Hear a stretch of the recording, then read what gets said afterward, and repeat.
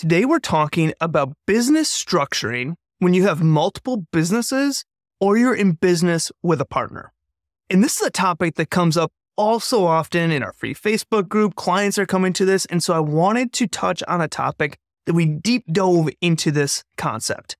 Again, this is for, today we're going to be talking about those of you that might have an ownership interest in multiple businesses, or you have multiple things going on, or you have businesses with a partner. Now, if you haven't checked out our free Facebook group, go there now. You can go into Facebook, type in Small Business Tax Secrets, answer a few questions, and join in on the conversation. So to get started, we're going to talk about this concept of multiple businesses. Those of you that might have ownership in multiple entities, you're kind of into a bunch of different things. Before I start talking about the best structure, the best setup that we typically see, I want to talk about this concept of an S corporation. Now, if you've been listening to us, you've been watching our videos on our YouTube channel, Tax Savings TV, you've been into those items a lot, you'll know that we talk about S corporations a lot. So if you're new, haven't learned about that, go to taxsavingspodcast.com/S Corp. We have a full series that talks about what is an S corporation, when does it make sense, when doesn't it make sense, how do you do it? We talk everything about S Corps there. So go to taxsavingspodcast.com/S Corp.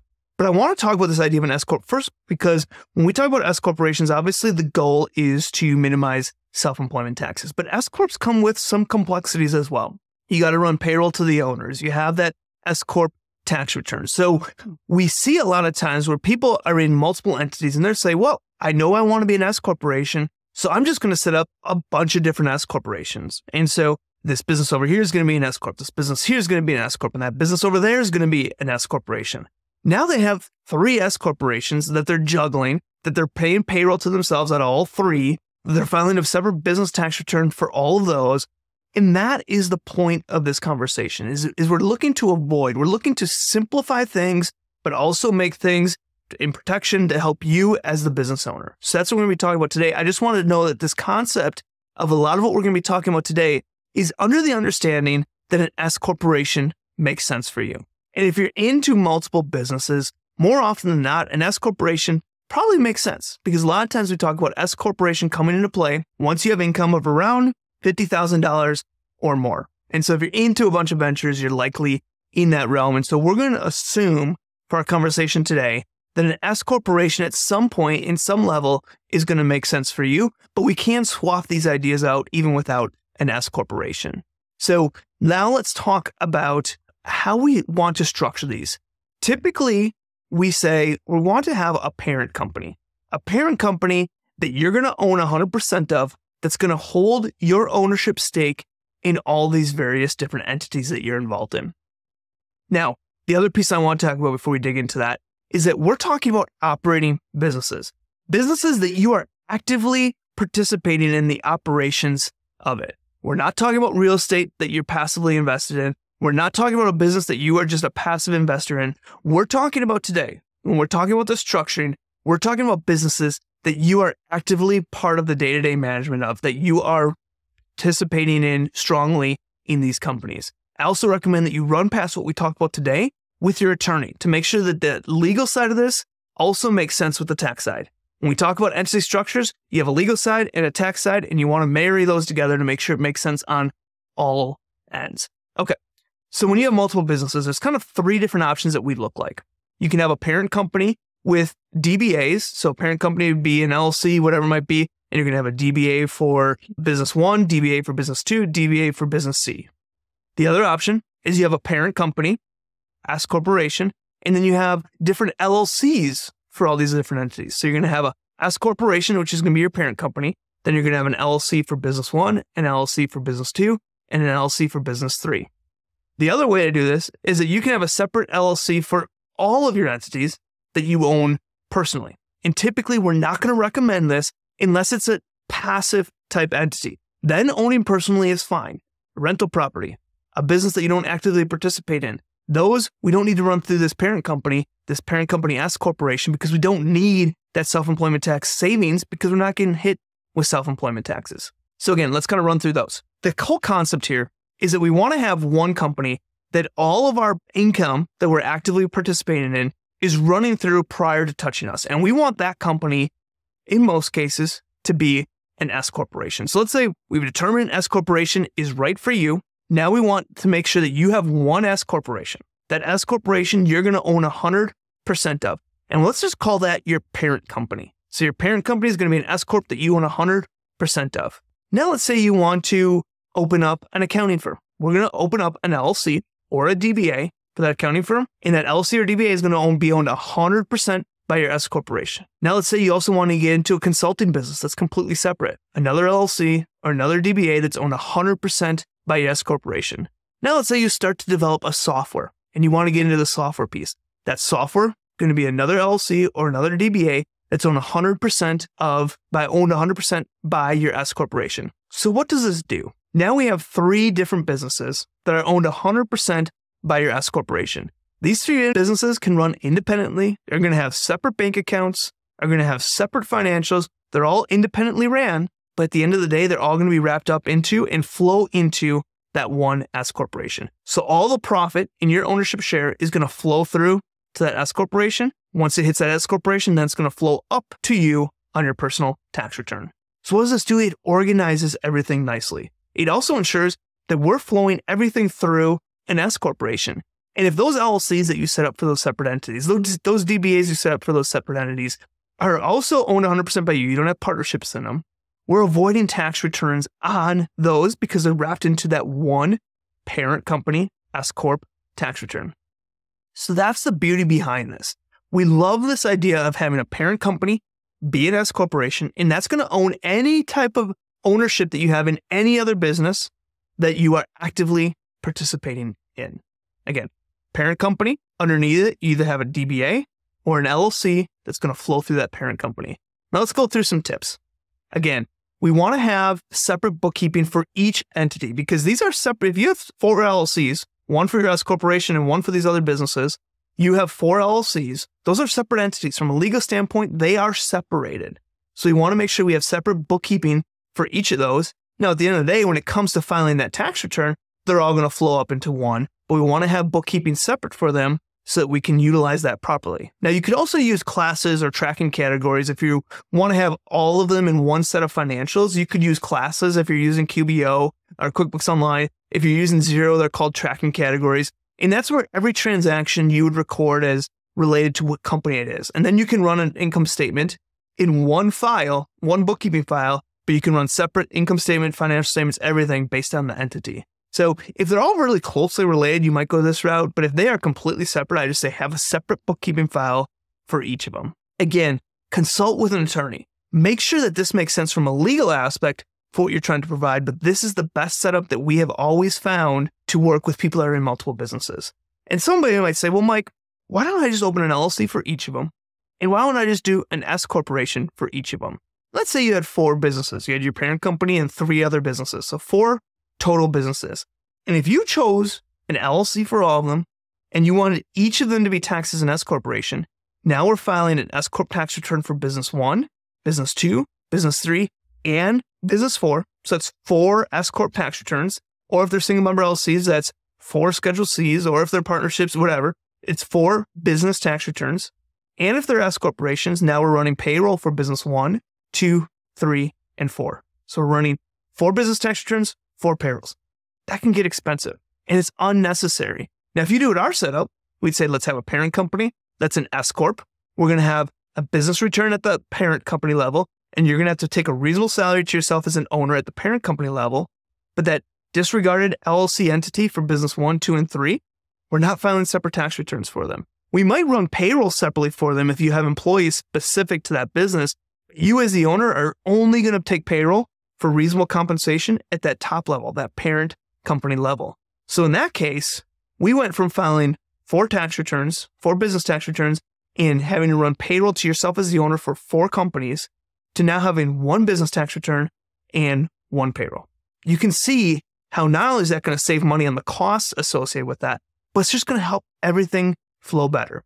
So this concept of I'm involved in multiple businesses, we say have a parent company that you own 100% of, and have that parent company own your ownership share in other entities that you are active in. Again, if you have real estate, you have passive investments, passive activity, those are completely separate. Avoid what we're saying here is completely different for those entities. But if you're actively participating in these other businesses, have your ownership in that business be your S corporation so that everything is flowing to that S Corporation prior to touching you. Again, if you want to learn more about S Corporations to see if an S Corporation even makes sense in your scenario, go to taxsavingspodcast.com/S Corp, and we have a ton of content on that. This episode is brought to you by TaxSome. At TaxSome, we understand that saving taxes can be complex and overwhelming for business owners. That's why we're here, to be that tax strategist in your back pocket, ensuring that you pay the least amount in taxes as legally possible. With TaxSome, you receive a tax savings blueprint tailored to your business needs, unlimited access to our team of tax experts, and an annual one-on-one live consultation. You'll also have access to our comprehensive training with videos, downloads, templates, workbooks, guides, and so much more, along with our monthly live trainings to keep you informed and in control. Thousands of business owners across the country trust TaxSome. It's time you did too. Visit us now and take that first step towards paying the least amount in taxes as legally possible. There has never been a better time to join TaxSome. Do not forget about our 30-day money-back guarantee. We guarantee that we will present tax-saving strategies that will, at a minimum, cover the cost of your subscription fee or your money back. This is your risk-free invitation to explore the benefits of TaxSome membership and how it can transform your approach to tax planning and savings. Go to taxelm.com. That is TaxELM.com. Now back to the show. Now let's talk a little bit about those of you that have partners, because this can come into play with a partner too. How do I structure a business with a partnership? Now, when we talk about partnerships, there's basically two options. If we're, again, assuming that we're going to the S Corp route, or assuming that that S Corporation is going to be something that we want to think about or look into, there's two options for us. We can have one S Corporation that you own individually. So partner A owns, partner B owns percentage of that S Corporation. Or you could have a partnership with each partner's interest in that partnership being their own personal S Corporation, their own parent S Corporation. Now let's talk about the plus sides of both of these. If you're into multiple businesses, you're definitely going to want to go that route of partnership, open up a partnership, and your share partnership be that S Corporation, because you're going to have multiple things flowing through. Now, if this is your only business, you might say, well, it's easier because if we do that partnership route with shares owned by S Corporation, now we have a partnership tax return, we have an S Corp for partner one and an S Corp for partner two, and we have a payroll for S Corp for partner one and a payroll for S Corp for partner two. That's a lot of filings. That's 3 business tax returns that need to be filed, and that's 2 payrolls. Where if we just do one entity, that's an S Corporation, that's one S Corporation and one payroll. So you might say, Mike, you're contradicting yourself from what you talked about before with this multiple entities. But I want to talk about why I like the idea of having a partnership where the owners hold their ownership interest in that partnership through their own personal S Corporations. The reason being is that if you want to take what we talk about on this podcast, let's say you want to have a business vehicle. Let's say you want to hire your kids in your business. You're looking to maximize deductions. You can determine how you do that spending in your own personal S Corp, and it's not affecting the other partners. Let's say that you want to get a Escalade as your business vehicle, and your partner is fine with a Toyota Corolla. Well, if you did that one S Corporation that you each owned individually, it would be pretty lopsided, right? Because you have a Corolla that's going to be cheaper, and you got an Escalade that's going to be a lot more expensive, and the other partners will be like, well, why do you have an Escalade? We don't need that. You don't need an Escalade. You're fine with just a Corolla, and there might be some conflict there. Let's talk about hiring kids. Let's say you want to hire your kids in your business to help get a business deduction, kids potentially pay no income taxes, and start teaching them how to be in the business, work for a living, those types of things. Let's say you have kids, but your partner doesn't. Now, if you just have that one S Corporation that you own individually, you're hiring your kids in that S Corp, and the partner's like, well, we don't really need them, or you're paying them too much, or we don't need them to cut grass. Why don't we just have somebody else cut the grass? Or we don't need them to do social media. Why don't we hire someone that's more experienced to do social media? And there might be some conflict. But if we go that route of you have a partnership and your share in that partnership is owned by an S Corporation, you can do whatever you want in the S Corporation, because that partnership income is going to flow through to your S Corporation, and then you're going to have expenses, activity within that S Corporation, and then that's going to report to you personally. So you want to have that Escalade? You can do whatever you want within your S Corporation. You want to hire your kids? You can do it within your S Corporation, and it's not going to affect the other partner because they can do whatever they want in their S Corporation. So to break that down, Does having an S Corp owned individually save costs of prep and payroll? Yes. But I think having a partnership with their interests owned by each individual S corporations allows you to really tax plan at a different level because you're not having to run all these tax plans, these tax strategies by your partner to be able to do that. Now, if you're just getting started, maybe your business isn't that big, it's nothing crazy. You're making $50,000 a year, split between two is $25,000. I would definitely go the S Corp owned individually route. That's just easier. But if this is a business that's really profiting and really going to take off, and you plan for it to take off, you might want to think about having a partnership that is each owned individually by the S corporation. Now, a question that comes up, and that came up today in a conversation I had with a small business owner, is they said, I love the idea of the partnership. That's the route I want to go down because they're a partner, they have other businesses that they're in, and they have one S corporation. So they're already bought into this idea of, I want to have my ownership interest be my S corporation. But they said, my partner doesn't want to do that. It's too complicated for them. Their tax advisor doesn't know about it. They don't want to do that.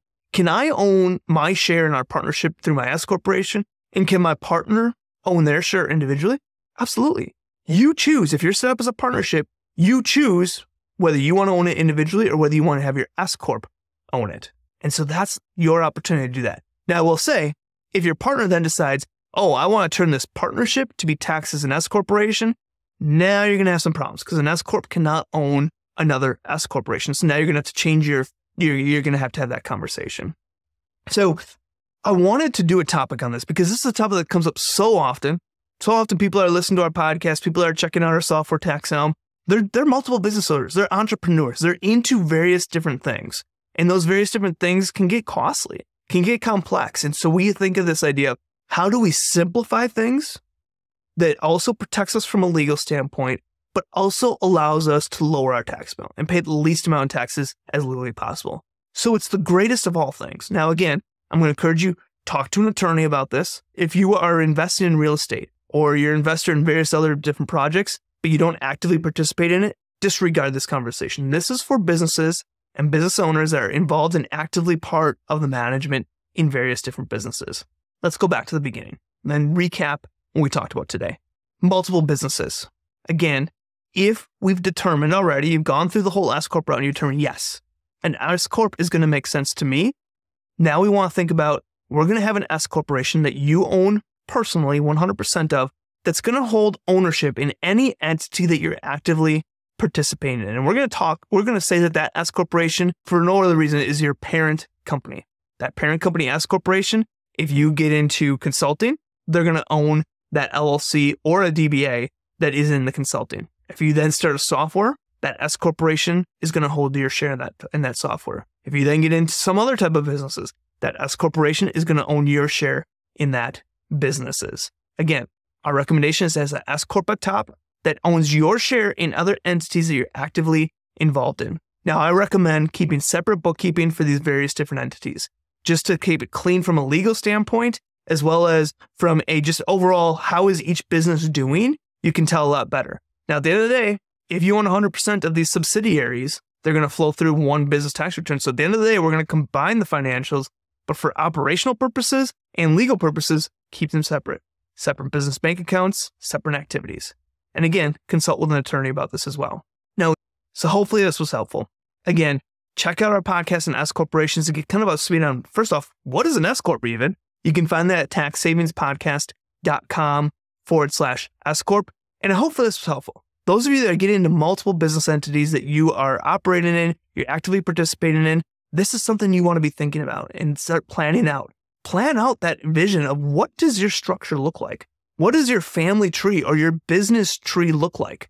With an S Corp on top that has ownership percentage in business A, business B, business C, maybe business D, and they're all flowing through that S corporation, which you're going to have income in there, you're going to have expenses in there, and then that's going to flow through to you personally. Again, few tips. Make sure you consult an attorney. Run this past an attorney as well. We want to make sure that this makes sense both on the tax side and the legal side. So hopefully this was helpful. If you have questions, check out our blog post on this, and I will see you next week. This has been another episode of the Small Business Tax Savings Podcast. If you enjoy our weekly episodes, please leave a review and share with other business owners. You can find previous episodes and more information at www.taxsavingspodcast.com. Thanks for listening and have a great day.